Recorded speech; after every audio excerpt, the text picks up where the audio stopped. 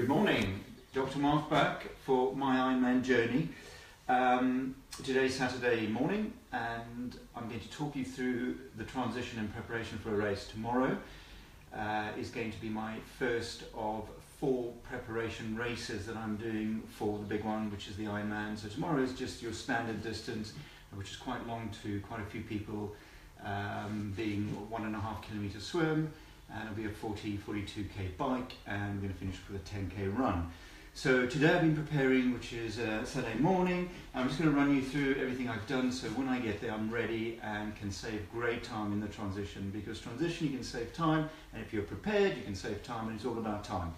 So if we can scan down here, we can just going to have a look what I've got laid out on the floor. I always go through everything in my mind before I pack it. So the wetsuit is going to obviously be the first thing, one of the first things that go on, and on the bottom here I will arrive at transition with my tri-suit on, which is basically going to go straight over the body, as everyone knows. I also pop on my compression calf socks and the tri-suit, and then I'll arrive in my flip-flops like that, ready to put the wetsuit on. Before I put the wetsuit on, I will, and this is a great tip which I've learned over the years, it's been about 5 years since I've raced now, but I used to do it back then, and I must admit the kit's got so much better, so don't get too confused with everything.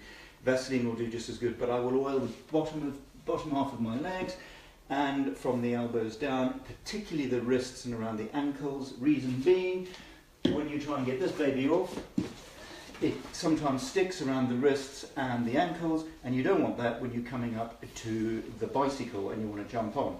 So oil your bottoms of your legs and your wrists, ready to jump out of the wetsuit when you finish your swim, guys.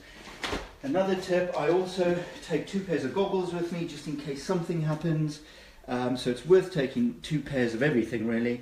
You don't have to use it all, obviously, but worth doing that. So I've got my little hoop hat, because I know the triathlon tomorrow is going to be Swashbuckler, which is done in Bewley, and it's in the river, which is still going to be quite chilly this time of the year. So I've got the old hoop hat, which I did a little bit of and I'm not going to put it on again because everyone laughed at me last time, but that's fine, that's great. So this I will take with as well. So you all know that you pop the wetsuit on with your goggles, you've got your swimsuit and your tri-suit underneath. You'll do the swim. When I come out the swim, this particular race has got 400 meters to the transition, which is where your bike is waiting. So I am going to put a pair of trainers, which are my second pair of trainers, at the water edge. And the reason for that is I do not want to run 400 meters barefoot, because number one, I'm getting old, my tendons I need to save, and I haven't practiced running barefoot. So if you guys haven't practiced running barefoot, take my advice as a chiropractor that you want to be putting something on that you're used to running in, because even 400 meters you can blow a tendon. You don't want to do that, especially when you're just starting your race and your season. So I've got a pair of that at the water edge. I'll take the wetsuit off, pop on the running shoes. I'll obviously leave my tri-suit on, otherwise I'll be disqualified to be naked. And I will then run up to transition with the shoes, and I will approach my well laid out transition area like this, and I suggest you do something similar. I've got the Elite Tri-Bag, which all this folds into, and it's really spread out nicely. So if you can zoom in here, you'll come around. Feet are sometimes grubby, so you want to dry them as much as you can. And straight from there, as I'm drying my feet, I will slip on my tri-belt, which is another great little piece of kit. You put your number in there, and you don't need to put any pins. It's called No Pins. If anybody wants to get one of these, I think it's another great little advice. So you have your number in, you pop that on, jump into my cycling shoes, if they're on here, which is a nice little T1 there. If it's raining, I have little pouches for them there, which is great, because I've also had very wet shoes over the years, and that's really not fun when you're going to start your bike with wet shoes. So that's why I like this Elite system, because my shoes can sit in there. So that's one way of doing it. Jump into your shoes, and then you run along, and obviously grab your bike, jump on your bike. Your helmet is on the bike, which I don't have in here, so make sure you've got your helmet on, your running your cycling shoes, and off you go. The other system you can do, which is what I'm going to be using tomorrow, is I'm going to actually clip my shoes on the bike with little elastic bands, and it will hold my cycle shoes in place. I suggest, if you haven't done that before, you practice that a lot first of all, because even the elite athletes still fall off trying to get their feet in.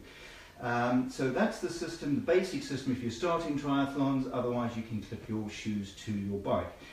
So you're on your bike, you've got your helmet on, don't forget, do not jump onto the bike before you go over that transition line, otherwise you'll be disqualified, and make sure your helmet is clipped on first before you even leave the transition area, another disqualification possibility. So clip helmet on first, shoes are on, off you go, and make sure you mount the bike after the mounting line, very important.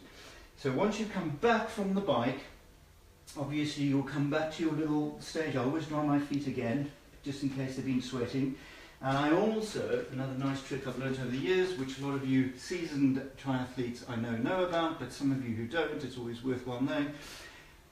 Bottle of powder, Johnson's baby powder, and I make sure I powder the whole of the shoe around the sides and inside, because sweaty feet don't normally go smoothly into anything. So once that's on, I will clip them on, put my feet in, clip the shoes out obviously, feet in, and I also have elasticated hoof laces. You can get any manufacturer makes them, and they're easy because you don't have to do your laces up.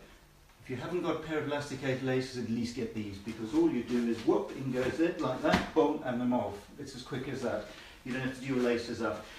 So coming off the bike, you're going to either unclip your feet before you must dismount before that line. So coming back from your bike ride, must dismount before the line, otherwise disqualification. So coming off the bike, you take your shoes off, you take your helmet off. When you get to the transition area, make sure you keep it on until you've wrapped your bike, helmet off, and then jump into those shoes and off you go on your run. Obviously once you come back from your run, your triathlon's over, and hopefully that whole process that you've done, this is my process, there'll be many others out there, so I'd love to hear from you, so share this with others, comment on it please, or like it.